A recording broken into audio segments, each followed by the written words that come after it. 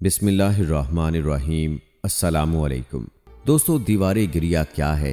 یہودی دیوار گریہ کے ساتھ کس لیے آہوزاری کرتے ہیں؟ بنیادی پتھر کیا ہے؟ یہودی عقائد و عبادات، یہودیوں کی باجماعت عبادت اور قبلہ۔ دیوار گریہ کیا ہے؟ وہی دیوار ہے جسے مسلمان دیوار براق بھی کہتے ہیں۔ یہودی روایات کے مطابق اس دیوار کی تعمیر حضرت سلیمان علیہ السلام نے کی۔ یہ وہ دیوار ہے جہاں پر حضور پاک صلی اللہ علیہ وآلہ وسلم براق پر سوار ہو کر شب معراج میں آسمانوں کا سفر کر کے آئے تھے۔ اس دیوار کے ساتھ براق کو باندھا گیا تھا۔ یہودی روایات کے مطابق اس دیوار کی تعمیر حضرت سلیمان علیہ السلام نے کی اور موجودہ دیوار گریہ اسی دیوار کی بنیادوں پر قائم ہے۔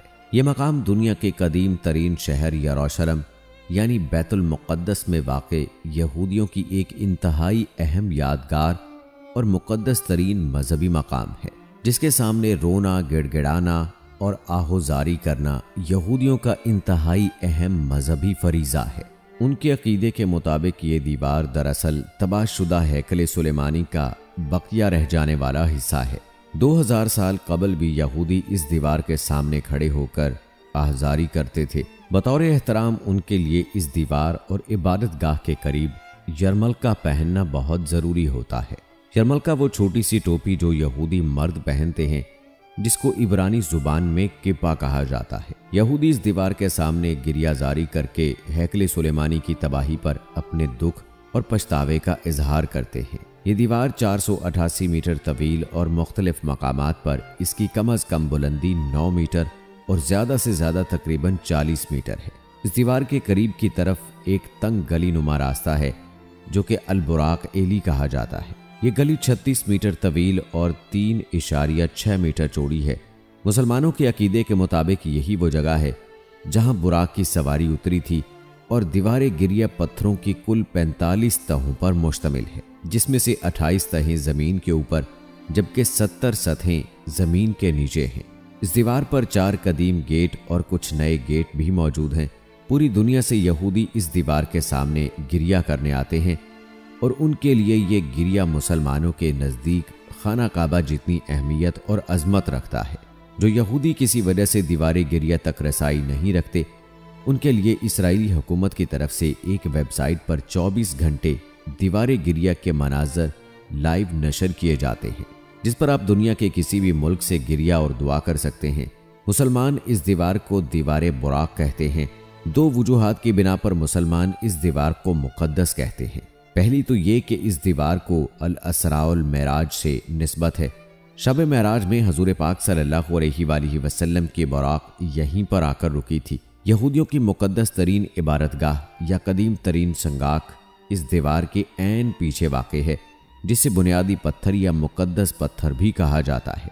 اس کے قریب ہی یہودیوں کا مقدس ترین کلیسا ہے، جس کو بنیادی پتھر کہا جاتا ہے۔ زیادہ تر یہودی ربیوں کے مطابق اس مقدس پتھر کے اوپر کوئی یہودی پیر نہیں رکھ سکتا، اور جو ایسا کرتا ہے وہ عذاب میں مبتلا ہو جاتا ہے۔ بہت سے یہودیوں کے مطابق وہ تاریخی چٹان جس پر قبۃ الصخرہ واقع ہے وہ مقدس بنیادی پتھر ہے، جبکہ کچھ یہودیوں کے عقیدے کے مطابق یہ مقدس پتھر دیوار گریہ کے بالکل مخالف سمت میں واقع القاص آبشار کے نزدیک ہے۔ یہ مقام مقدس ترین مقام تھا جب مقدس مائع بت قائم تھا۔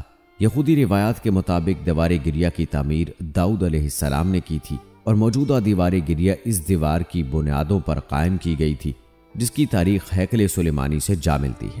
حالانکہ یہودیت میں کئی فرقے شامل ہیں، سب اس بات پر متفق ہیں کہ دین کی بنیاد بے شک نبی موسیٰ نے رکھی، مگر دین کا دار و مدار تورات اور تلمود کے مطالعے پر ہے، نہ کہ کسی ایک شخص کی پیروی کرنے پر۔ یہودیت کی سب سے مقدس کتاب قدیم عبرانی زبان میں ہے۔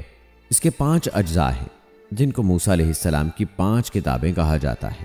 چونکہ عقیدے کے مطابق صرف یہ 5 موسیٰ علیہ السلام پر نازل ہوئی تھیں اور تناخ کے باقی حصے اللہ نے اور پیغمبروں یا عام انسانوں کے ذمہ لگائے تھے۔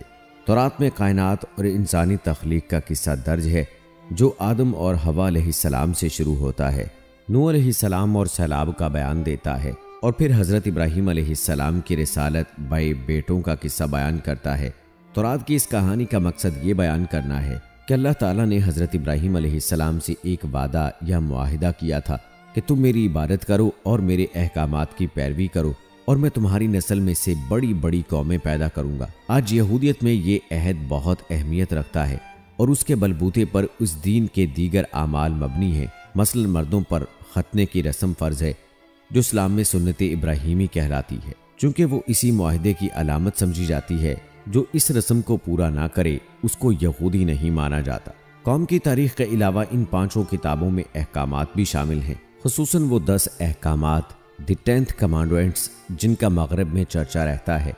تورات میں کل 613 احکامات ہیں جو شرعی اور قوانینی معاشرے اور اخلاقیات سے تعلق رکھتے ہیں۔ عبرانی زبان میں تورات کے لغوی معنی ہیں سبق، چنانچہ تورات میں وہ کچھ شامل ہے جسے ایک دینی قوم کو سبق ہو اور جس پر تاریخ اور شریعت کی بنیاد کھڑی ہو۔ یہودیوں پر روز کی عبادت فرض ہے، مگر ایک یہودی خاندان کا پورا ہفتہ شہوات کی 26 گھنٹوں کی تیاری اور انتظار میں گزر جاتا ہے، کیونکہ وہ 26 گھنٹے پوری طرح عبادت کے لیے وقف ہوتے ہیں۔ شہوات کا آغاز جمعے کی شام سورج ڈھلنے پر ہوتا ہے اور اختتام ہفتے کی رات کو 3 ستارے نظر آنے پر۔ اس عبادت کے دوران دین کے پیروکار ان چیزوں سے پرہیز کرتے ہیں، پیسے کمانے والے کام نہیں کرتے، پیسوں کے ذریعے سے پرہیز کرتے ہیں، بجلی کو نہیں چھیڑتے یعنی جو بتیاں جلی ہیں ان کو بجھاتے نہیں اور بجھی ہوئی بتیوں کو جلاتے نہیں، آگ سے آگ نہیں جلاتے یعنی چولہا بند رہتا ہے، گاڑی نہیں چلاتے اور دیگر پابندیاں۔